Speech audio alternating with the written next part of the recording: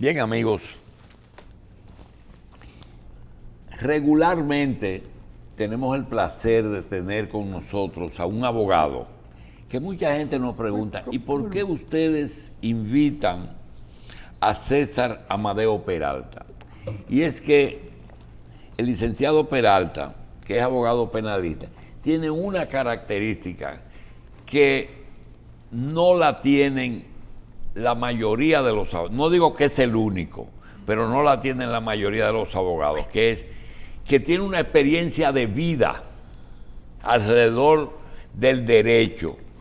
Desde que comenzó, desde joven, siempre ha trabajado en áreas que tienen que ver con la justicia y ha llenado esos espacios hasta llegar a lo que es hoy un abogado penalista en ejercicio, con muchos casos que a veces él no es muy dado a usar esta instancia. Eso que ustedes vieron hace un rato no es la forma en que el doctor Peralta le gusta ejercer su profesión. Es decir, los medios deben ser una instancia en donde la justicia esté en muy mal estado, y esa no es la situación de nosotros. Nosotros tenemos las altas cortes, cada uno con sus funciones, con sus problemas que no los hizo ni él ni nosotros, que son desgraciadamente en República Dominicana en el pasado, los jueces lo nombraban los senadores de las cortes de los pueblos o de las ciudades, y los procuradores y fiscales lo nombraba el presidente de la República.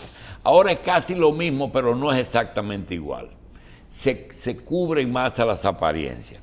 Y hay una serie de cosas que hemos dicho que tenemos que tratar de enderezar, y vamos a hablarlo con el doctor Peralta. Doctor, gracias por estar aquí. Sé que hay muchos temas que no se deben tratar porque anularía algunas cosas. Primero, ¿usted considera que la justicia en su cúpula, específicamente el Ministerio Público, porque la mayoría de los casos están en instrucción, ¿cómo se llama la instrucción ahora? En etapa de investigación, está concentrando mucho en corrupción? Es decir, la lucha contra la corrupción está ocupando el presupuesto y el personal de la justicia dominicana. Sí, gracias por estar aquí.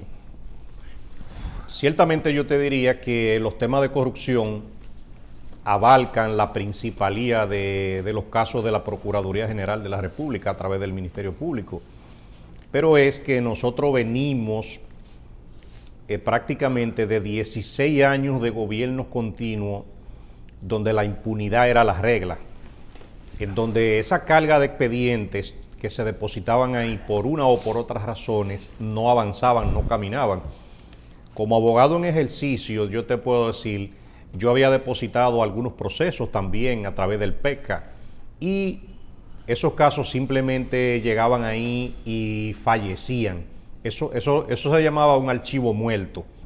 Entonces, el país, como he dicho en algunas ocasiones, se había hartado de esa impunidad en donde aquí nada era nada, no pasaba nada, y el solo hecho de que uno denunciara que un funcionario público había cometido un acto de corrupción y uno aportaba las pruebas o temas de extorsión y aportaba pruebas, simplemente no pasaba nada. Entonces ahora este Ministerio Público se ha encontrado con esa carga, con ese cúmulo de trabajo.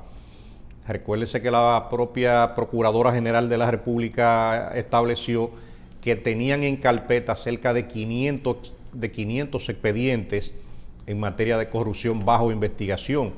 Si el país hace un detalle de cada caso, se va a dar cuenta lo complicado y lo grande que es un caso de investigación, sobre todo a esas magnitudes. Y cuando nosotros mencionamos el caso Coral, sobre todo las personas que implica, el entramado en el que se vieron envueltos, eso por obligación conlleva una inversión de tiempo enorme, de dedicación de sábados, domingos y madrugadas, pero de igual modo una carga económica en donde el propio Ministerio Público se vio en la necesidad de ser reforzado por 25 miembros más del Ministerio Público. Y te puedo decir que le harían falta por lo menos 70 más. Más.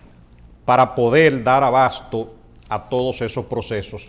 Inmediatamente se sale de ese caso Pulpo y pasan al caso Coral. Ahí hay otro entramado que, o sea, para el Ministerio Público ha sido una labor ardua. Y fíjense cómo ahí mismo del caso Coral se pasa al caso 13, sin mencionar que hay casos de alto volumen donde el Ministerio Público ha tenido que desviar su atención a esos casos de corrupción porque se habla de posibles pulpos eléctricos, entre otros casos que harán de venir. Bien. Doctor, usted tuvo el privilegio, no, pero fue una coincidencia en que en ejercicio de su profesión usted vivió los grandes cambios de la justicia, los códigos, la Constitución del 2010. Usted fue de prácticamente ser un estudiante de Derecho a ser un abogado especialista. ¿Le dio trabajo la transición? ¿Tuvo que actualizarse mucho? Mira, cuando entró en vigencia el Código Procesal Penal, que prácticamente fue para el año 2002, yo siempre cuento una anécdota. Ese día, yo recuerdo que habían varios funcionarios del gobierno y de los estamentos judiciales explicando las bondades del nuevo Código Procesal Penal. Recuerdo que en un medio estaba César Pina Toribio, en otro estaba Francisco Domínguez Brito, en otro estaba el amigo Radamés Jiménez. Y a medida que ellos explicaban, entre comillas, las bondades del Código Procesal Penal, yo iba entrando en pánico. Y ese día, mientras yo me vestía para salir, yo preferí quedarme en la casa. Yo ese día no salí. ¿Y por qué hago esa anécdota? Porque yo venía diciendo, nos vamos a joder. O sea, nosotros venimos de un sistema que a ese cambio tan drástico del proceso penal, en donde el imputado iba a tener demasiadas garantías procesales, aquí va a haber un aumento de delincuencia, y siempre lo dije y se ha cumplido. ¿Y por qué lo he repetido? Sí, pero cuando usted usa ese lenguaje es porque usted se preocupa de verdad, es porque usted quiere que la gente entienda, porque usted dijo, me harté y me voy a joder.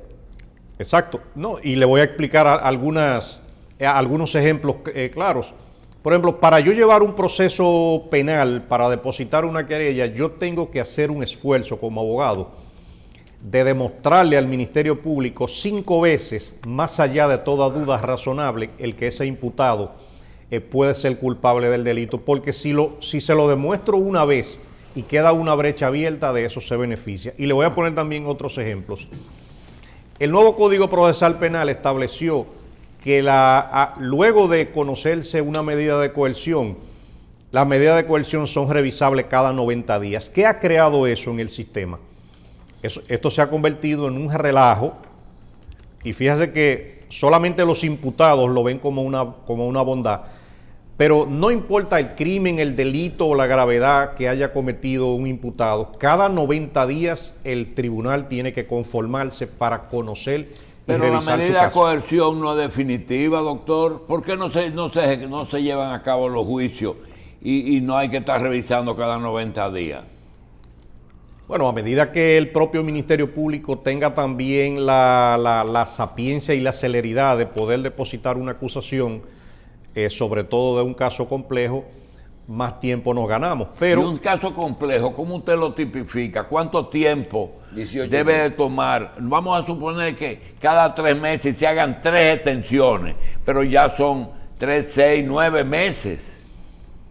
Lo que pasa es que cuando se declara un caso complejo siempre es porque hay un entramado criminal y societario complejo, compuesto por muchos imputados, por muchas víctimas y por muchas investigaciones en curso. Perfecto. Doctor Peralta, Mire, nosotros tenemos una serie de preguntas que yo digo, se la voy a guardar. Es una pena que otro médico, otro abogado, amigo suyo, no esté, que es el doctor Pichardo Baba, que le teníamos una serie de preguntas, no desarrollo de temas. Por ejemplo, los juicios binacionales, esos juicios que son como el de Quirino, como el de Odebrecht, que son en dos naciones, la prueba está en un sitio, los bienes se reparten en otra forma, alteraron mucho la justicia dominicana.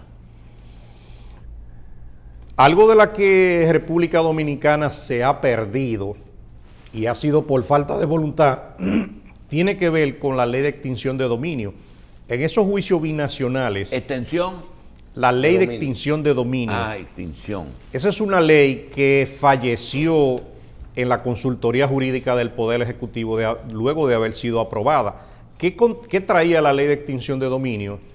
Eso le iba a permitir a este país el que en el caso de Quirino, por ejemplo, que estaría siendo juzgado o investigado en los Estados Unidos, los bienes que él tenía en República Dominicana iban a ser decomisados producto de la investigación que se llevaba en los Estados Unidos. Eso mismo sucede con residentes. Aquí hay españoles, franceses, dedicados inclusive al crimen organizado, que han huido hasta de Italia, de la Cosa Nostra, pero tienen bienes en República Dominicana. Entonces, esa ley iba a permitir que cualquier bien que tuvieran aquí iba a formar parte de esa red criminal e iba a ser decomisado. Eso al parecer, eso no le interesaba a alguien del gobierno pasado, porque no es posible que el Congreso Nacional haya aprobado una ley y que en la consultoría jurídica simplemente la archivaron y falleció. Esa ley, para el Estado Dominicano, todo era ganar, ganar, ganar. El Estado Dominicano no perdía nada. Ojalá que ese tema lo retomen. Al igual como también llamo la atención de ustedes y de la población, no abandonen el tema del nuevo Código Penal. El tema ha quedado un poco relegado, pero eso es una necesidad nacional. Pero hay algo que uno no se explica, doctor. Domínguez Brito y Berenice tenían buenas relaciones. Sin embargo, hubo un cruce de quejas porque Berenice quería toda la información que ocurrió de lo que ocurrió con Quirino. Y Jean Alan, que fue a Brasil, que obtuvo toda la información de las Cortes de Brasil, no le pasó toda la información a la actual procuradora por problemas de tipo personal. ¿Es así? Bueno, yo entiendo que a lo mejor no se trataría de problemas de índole personal, sino que en el caso de Odebrecht ahí se trató de ocultar a los verdaderos culpables y a las verdaderas gente que tienen que responder por ese hecho. Cuando yo escuché una palabra que dice, aquí están todos los que son y están todos los que están, inmediatamente yo dije, ahí no están todos los que son, ni todos los que están. Ni todos los que están. Y quedó evidenciado, quedó comprobado el que personas que verdaderamente habían participado en algunos tipos de aprobaciones totalmente fueron excluidos de ese proceso. Y por eso, al ese proceso haber sido llevado para que se cayera, es por eso que la propia magistrada Miriam Germán corroboró unas opiniones que yo mismo había dado anteriormente cuando yo dije que el caso Odebrecht había nacido muerto frente al Código Procesal Penal. Cuando ella lo repitió, les recuerdo también, yo prácticamente no tomo alcohol y ese día estaba en un sitio en Jarabacoa y dije, tráeme una cerveza. ¿Pero por qué lo hice? Porque yo tenía días reiterando el que ese proceso había nacido muerto. Y cuando las magistradas del primer tribunal colegiado del Distrito Nacional rechazaron como prueba las delaciones premiadas, ahí yo dije, wow, pero ¿y por qué tengo tanta razón? O sea, son cosas evidentes que las saben todos los abogados. Pero la Procuradora General de la República ha sido muy coherente. Mire, No sé por qué no se ha estudiado la situación del Ministerio Público. La segunda adjunta, que es Jenny Berenice Reynoso, a pesar de su juventud aparente, que yo creo que debe contar con más edad de la que luce, hizo una magnífica fiscalía en Santiago, una magnífica fiscalía en la capital y ahora está en esa posición. Para mí, ella no llega a ser un genio, pero está muy cerca cuando se trata de negociar cosas con los acusados. Mire, hizo un trabajo magnífico en el caso del Banco Peravia, sobre todo. Y es fiscal 100% todo el tiempo. Sin embargo, la Procuradora General de la República, su mentalidad es de jueza. Tanto es así que cuando era miembro de la Suprema dijo, el caso de Odebrecht debe de tenerse mucho cuidado porque es complejo y tienen que buscar pruebas. Y eso lo ha mantenido todo el tiempo y tiene que ver con lo que usted dijo, que coincidieron ustedes dos. Realmente, esa diferencia del juez y el fiscal marca una diferencia en los procesos. Es decir, yo entiendo que Berenice es más fiscal que juez y Miriam es más juez que fiscal. Ciertamente es una combinación que le ha ajustado a los procesos penales, porque en el caso de la magistrada Miriam Germán ve de una manera diferente la configuración de un proceso penal cuando se está elaborando. Entonces, por eso hacen más hincapié aún en el tema de la prueba. En el caso de Jenny Berenice y de Wilson Camacho, que son investigadores natos y hábiles en los procesos a nivel de fiscalía, también esa combinación va a permitir el que los procesos que se han estado llevando les sea muy difícil a los imputados salirse con las suyas. Cuando usted analiza los procesos que han estado saliendo, por ejemplo, esas audiencias que se vieron televisadas del caso Pulpo, ahí se notó una carga de pruebas y de seguridad solamente en la medida de coerción. Y les recuerdo al país, la medida de coerción debía de haber sido más sencilla, porque solamente el Ministerio Público tiene que demostrarle al juez que tiene una cintila probatoria, o sea, estableciéndole el que este imputado puede ser razonablemente culpable de los delitos que se le imputan. Y ahí mismo le preguntan a los imputados qué presupuesto tienen para garantizar su permanencia en el proceso. Pero ¿qué sucede?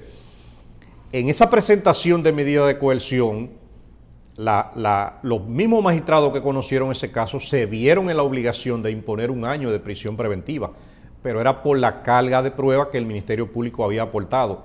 En estos casos no va a suceder lo que venía sucediendo anteriormente con otros procesos, en donde no habían hasta el año pasado un solo preso por actos de corrupción en ninguna cárcel del país, a pesar de haberse robado este país por las 4 esquinas, porque el sistema anterior se había convertido en un clima de impunidad y en un entramado que no permitía que los casos ni siquiera nacieran, no nacieran bien.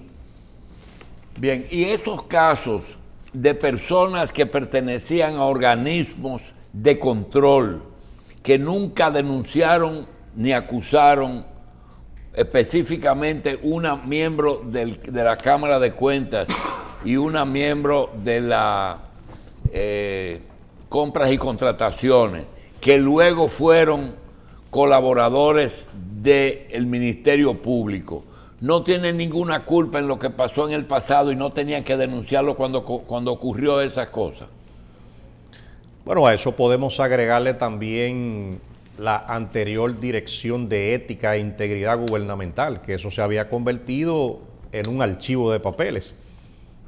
Ahí, por ejemplo, llegaban denuncias de toda índole y eso no salía, eso no avanzaba, eso no caminaba. Pero el artículo 148 de la Constitución de la República le establece responsabilidad a los funcionarios cuando producto de una acción o una omisión antijurídica que ellos conozcan, eso le causa un perjuicio a un tercero. ¿Qué quiere decir el Es decir, artículo? acción, comisión y ceguera voluntaria no es lo mismo. Sí, es lo mismo y por eso está previsto en el artículo 148. Entonces, ¿qué es lo que sucede muchas veces en este país?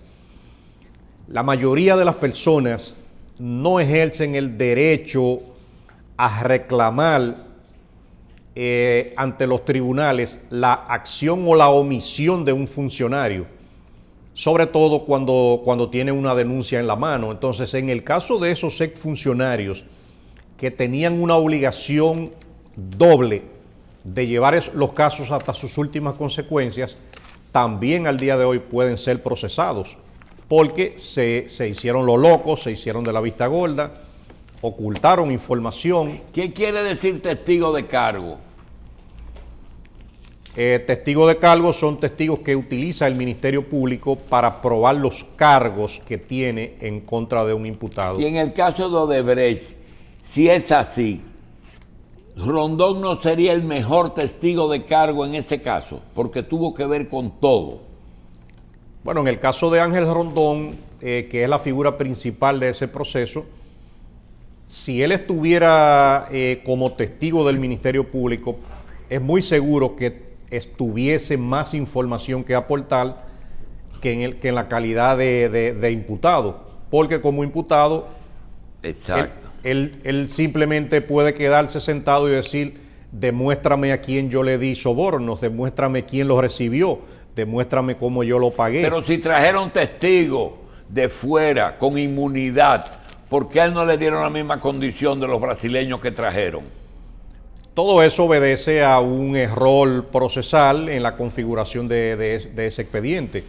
Como les reitero, Rondón sí podía saber la realidad de cualquier situación con el tema de Odebrecht en la República Dominicana, pero al imputarlo, lo colocaron en una posición donde a él todo había que demostrárselo. Y tengo por entendido en ese proceso que el tema pago de sobornos no ha podido ser demostrado ni siquiera con un papelito. Entonces, ahí es muy posible que el Ministerio Público haya perdido una figura clave con la que debió de haber negociado.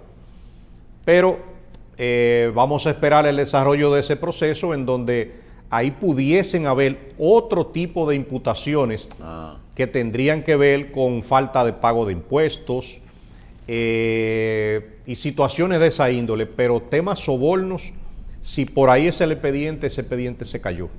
Que no es lo mismo falta de pago de impuestos que delito tributario, ¿verdad, doctor? Ahí hay una liga que se asemeja y que la Dirección General de Impuestos Internos utiliza el acápite 11 de la Ley 155-07 sobre lavado de activos para meterle presión a cualquier ciudadano o empresa que no haya pagado impuestos o los haya evadido, estipulándole violación a ese artículo. Y la violación a ese artículo también conlleva penas muy graves que obligan a esa persona o a ese empresario a tener que arribar a un acuerdo o pagar esos impuestos. Bien. Doctor, después de oírlo, llego a la conclusión de que hasta ahora no hemos declarado muerto a nadie, es decir, no hay sangre todavía que se vea, aunque sí esa sangre a veces se produce cuando se roba lo ajeno. La gente pasa hambre, muere de hambre, etcétera. Pero en términos generales luce que va a ser un proceso de largo, tedioso y de mucho trabajo, sobre todo largo. ¿Usted favorece la justicia restaurativa? ¿O los abogados no les gusta la justicia restaurativa? Específicamente, ¿a qué te refieres en la justicia restaurativa? Que el que robó algo y se el procurador llame a una gente y le diga, mira fulano, yo tengo esto tuyo. Tú tienes 20 años de prisión si peleamos. Además, esto va a durar. Si tú me devuelves esto, lo que hace Estados Unidos con Quirino, lo que hizo, te voy a dejar lo de allá o lo de aquí y solamente son 8 años en vez de 20. De eso es justicia restaurativa. Negociar. Como te refieres a eso. Porque tampoco es vaya tranquilo y váyase en paz con 3 Padres Nuestros, tiene que coger cárcel también. Exacto. En relación a ese tema específico, el Código Procesal Penal establece inclusive lo que se llaman juicios abreviados que provienen de una negociación. Lo que sucede es que aquí no es una práctica común y el día que ese Código Procesal Penal lo revisen y lo actualicen y lo adecúen a la realidad dominicana, tendrán que ampliar ese capítulo para que le permita a un imputado y sobre todo para salud del sistema, para descongestionar el sistema, el que un imputado pueda en tiempo récord admitir los hechos, devolver el dinero que ha, por ejemplo, defraudado y negociar una pena, que como les reitero, eso lo prevé el código, pero no es una práctica. Y de hecho le pongo un caso que se resolvió en tiempo récord. ¿Ustedes recuerdan el caso de un dirigente reformista que fue acusado de la venta de medicamentos falsos? Que de hecho no recuerdo el nombre, pero esa persona había sido imputada por el Ministerio Público de haber vendido medicamentos falsos por cerca de 1.000 millones de pesos. Entonces, ¿qué sucedió con ese caso? El Ministerio Público arribó a un acuerdo con esa persona devolvió más de 600 millones de pesos que había cobrado al Estado Dominicano por la venta de medicamentos falsos, negoció una pena y ese caso se resolvió. Ese caso ni siquiera se judicializó a nivel de tribunales porque fue un acuerdo entre imputados y el Ministerio Público. Bien. Eso puede ser posible y el Ministerio Público ojalá que promueva esa acción que está en el código. Doctor, gracias, pero una frasecita antes de irse. ¿Qué tiempo usted le da a la finalización con sentencia de estos procesos si no se negocia? ¿Usted cree que será cuestión de años o de meses? Estos procesos, yo le calculo un mínimo y un promedio a la vez de 3 años para tener una sentencia en primer grado. No, en primer grado. ¿En primer grado? Sí, porque mire qué pasa con el Código Procesal Penal, que por eso dije una palabra que debería ser actualizado, modificado y adecuado. En esta etapa de medidas de coerción, el Ministerio Público tiene un tiempo razonable para depositar esa acusación. Pero si el Ministerio Público la deposita dentro de 7 o de 8 meses, entonces ahí se va a entrar ahora, se entraría dentro de 8 meses a una etapa de audiencia preliminar de conocimiento de pruebas ante otro juez. Esa etapa para los jueces es bien complicada porque es la garantía de las pruebas con el que posiblemente se va a aplicar una condena. Entonces, en audiencia preliminar de conocimiento de pruebas, se pueden durar hasta 2 años, según la cantidad de abogados, de imputados y de incidentes. Entonces, el juez que conoce audiencia preliminar de pruebas, la única decisión que hará de tomar es la siguiente: emitir un auto de envío a juicio de fondo o un auto de no al lugar. O sea, él no juzga la pena. Entonces, ahí apoderan a un tribunal colegiado para volver a hablar de las pruebas ya con menos incidencia, pero también para juzgar el tema de la sanción a imponer. Bien. Y solamente en un tribunal colegiado eso se puede tomar también más de 1 año. Doctor, finalmente, ese es un tema para 10 nosotros programas. Terminar con esto. Vemos en los últimos días un tema con la fiscal actual del Distrito Nacional y el inspector de la justicia, se llama así. ¿Cuál es la situación? ¿Qué es lo que pasa y de qué se está acusando la fiscal que se está defendiendo tanto? Como abogado yo me voy a acoger a la 5ª enmienda. No va. Y prefiero mantenerme callado. Doctor, gracias. Amadeo Peralta, abogado penal. Gracias. Un placer.